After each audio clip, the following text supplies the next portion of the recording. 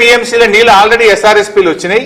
151,000 క్యూసెక్కుల వరద ఎస్ఆర్ఎస్పీకి వస్తుంది. అంటే రోజుకు 15 టీఎంసీల నీళ్లు ఒక్క రోజులో ఎస్ఆర్ఎస్పీ నిండుతుంది.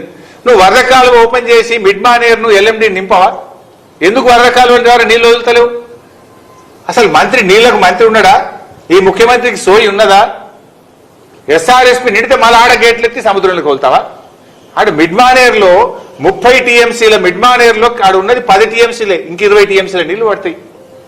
అరే ఆడ మంచి గేట్ ఎత్తితే గ్రావిటీ ద్వారా కరెంటు ఖర్చు లేకుండా ఫ్రీగా నీళ్ళు వచ్చి మిడ్ మానేర్ నిండుతుంది. మిడ్ మానేర్ కింద ఎల్ఎండి ఉన్నది. ఇవాళ ఎల్ఎండిలో కూడా 24కు 7 టీఎంసీలే ఉన్నాయి నీళ్లు. 24కు ఎల్ఎండిలో 7 టీఎంసీలు ఉన్నాయి. మిడ్ మానేర్ లో 30కి 10 ఉన్నాయి. ఆడ వరద కాలువ గేట్ ఎత్తితే చక్కగా వచ్చి మిడ్ మానేర్ నిండుతుంది, ఎల్ఎండి నిండుతుంది. కానీ ఎందుకు నింపుతలేవు? నిద్రపోతున్నావా? ప్రభుత్వం నడపడం చేతనైతలేదా? మోటార్లు వస్తావు, గేట్లు ఎత్తవు, నీళ్లు సముద్రం పాలు చేస్తున్నావు. మిడ్ మానేర్ నింపుకుంటే లక్షల ఎకరాల్లో పంట పండదా? ఇప్పుడు నేను చెప్పిన కాళేశ్వరం రిజర్వాయర్లను నింపితే లక్షల ఎకరాల్లో యాసంగి పంట పండదా? ఈసారి కాలం లేట్ అయింది. వానాకాలంలో సగం కూడా సాగు కాలేదు. మరి ఈ నీళ్లను ఒడిసి పట్టుకుంటే రేపు యాసంగన్న పూర్తి స్థాయిలో పంట పంటది కదా. నీ ఉద్దేశం ఏంది? ఎందుకు ప్రాజెక్టులు పడావు పెట్టి నీళ్లను సముద్రం పాలు చేస్తున్నావు? What is wrong with you?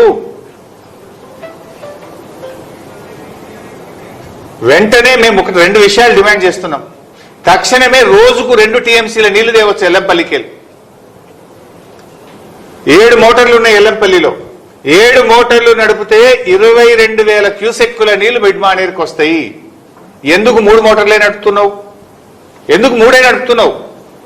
ఎందుకు నీళ్లను సముద్రం పాలు చేస్తున్నావు? తక్షణమే 7 మోటార్లు వత్తాలే.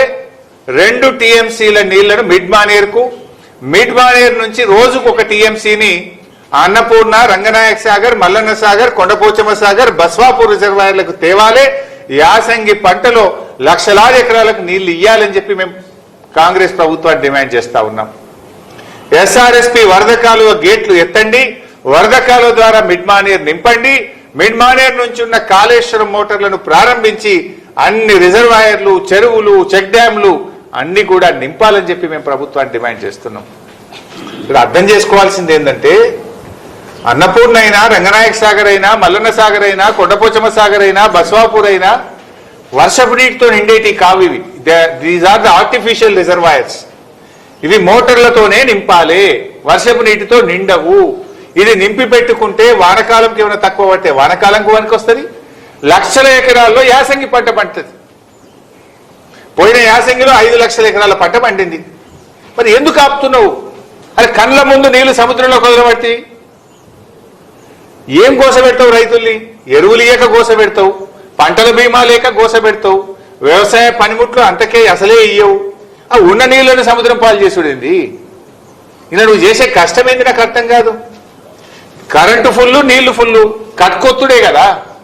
ఇలా ఏమైంది? అదృష్టవశాత్తు కృష్ణానదిలో కూడా 45 రోజుల ముందే వరదలు వచ్చినాయి. ఇలా కృష్ణానదిలో హైడల్ పవర్ ఫ్రీగా జనరేట్ అవుతుంది ఉచితంగా. జూరాలలో కరెంట్ ఉత్పత్తి అవుతుంది, హైడల్ పవర్, జల విద్యుత్తు. శ్రీశైలంలో ఉత్పత్తి అవుతుంది, సాగర్లో ఉత్పత్తి అవుతుంది, పులిచింతల్లో ఉత్పత్తి అవుతుంది. రోజుకు 42 మిలియన్ యూనిట్లు కరెంటు ఉత్పత్తి అవుతా ఉంది. 42 లక్షల యూనిట్ల కరెంటు ప్రతిరోజు ఉత్పత్తి అవుతా ఉంది. సో 42 మిలియన్ యూనిట్ల కరెంటు ఉత్పత్తి అవుతుంది.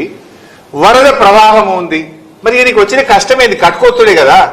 నీకు ఒత్త చేత కాకపోతే చెప్పు, వేలాది మంది రైతులు తీసుకుపోయి మేమే కట్టుకొత్తుతాము అని హెచ్చరిస్తా ఉన్నాం.